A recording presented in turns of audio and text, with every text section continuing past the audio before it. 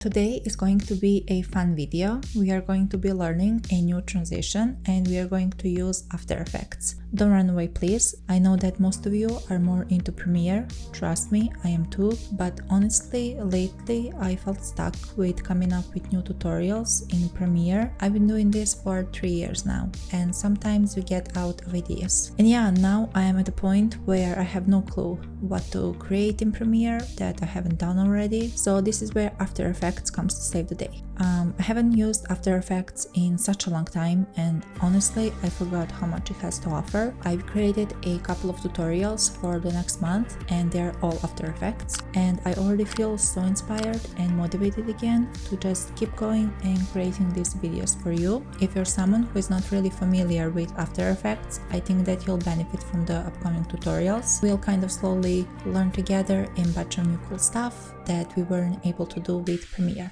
Now, before we get into the tutorial, I have to let you know about my editing pack. I know but it just has to happen. As most editors, I have online store for editing assets. Actually, I only have one editing pack for now.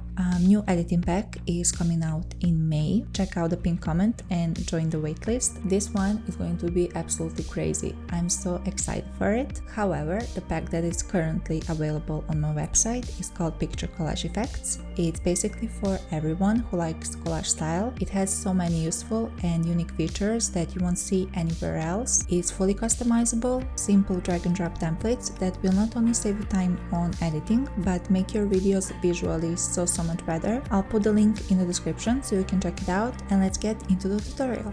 So the first thing that we're going to do is drag the second video so it starts 10 frames after the first one. Now keyframe the opacity, set it to 0 at the very start of the second clip, then move 10 frames and bring the opacity up to 100. This creates that soft crossfade that is kinda important for this effect. Once that's done, pre-compose the two clips together, create an adjustment layer right above the pre-composed footage, and then you're going to go to the effects panel and search for car dance.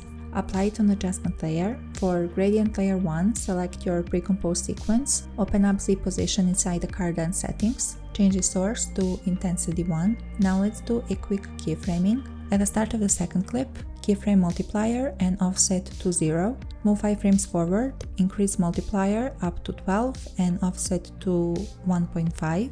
Then move 5 more frames and reset both back to 0. To make it even cleaner, change rows and columns to 500.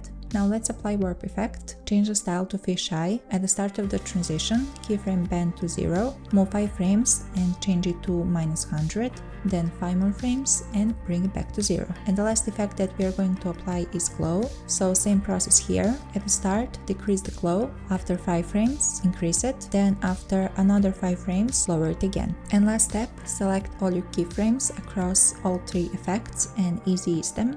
I'm pretty sure that there's some kind of shortcut to easy ease them, but I don't know it yet. So I'm just going to do it this way and this will make the entire animation flow better. And that's it. You just learned a new transition. Congrats. Hopefully this was useful for you.